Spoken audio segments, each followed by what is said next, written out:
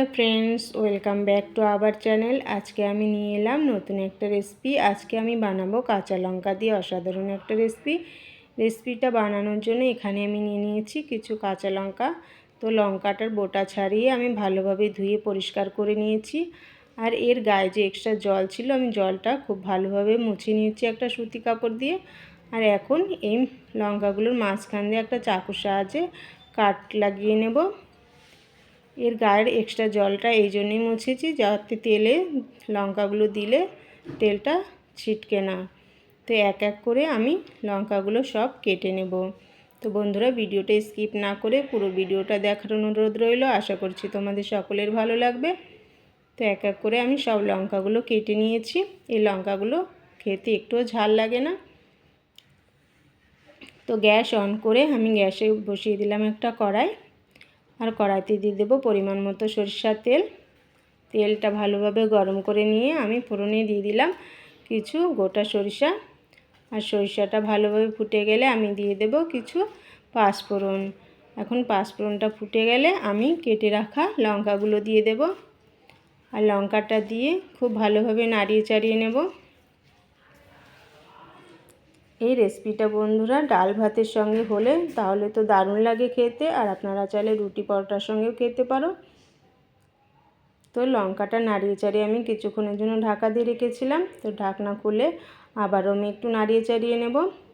এতে আমি কোনো রকম জলের ব্যবহার করব না, সেই জন্য ঢাকা দিয়ে আমি রেসিপিটা বানাবো। তো এভাবে নাড়িয়ে চাড়িয়ে লঙ্কাটা একটু ভেজে নিলাম আমি।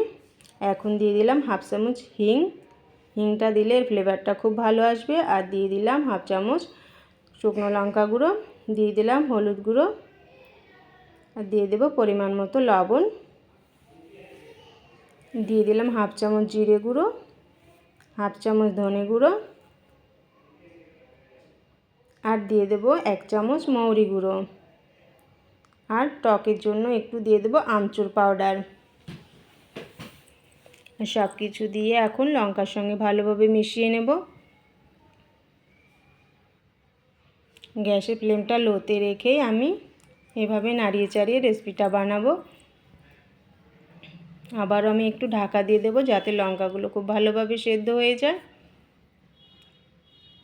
তো কিছুক্ষণ পরে ফিরে এলাম, আবার একটু নাড়িয়ে চাড়িয়ে নিলাম। তো দেখতেই পারছো লঙ্কার আচারটা আমার প্রায় কমপ্লিট হয়ে এসছে। তো বন্ধুরা, আমার এই রেসিপিটা তোমাদের কেমন লাগলো কমেন্টে অবশ্যই জানিও। আর ভালো লাগলে একটা লাইক শেয়ার কমেন্ট করো। আর চ্যানেলে নতুন হলে প্লিজ চ্যানেলটিকে সাবস্ক্রাইব করে দিও। আর যারা আগে থেকে সাবস্ক্রাইব করে রেখেছো তাদের অসংখ্য ধন্যবাদ আমার পাশে থাকার জন্য। তো বন্ধুরা, তোমরা বাড়িতে অবশ্যই একবার ট্রাই করে দেখো, দারুণ লাগে খেতে। গরম গরম ডাল ভাতের সঙ্গে হলে তো আর কোনো কথাই হয় না। তো আজকের মতো এখানেই শেষ করছি। দেখা হবে নতুন রেসিপির সঙ্গে।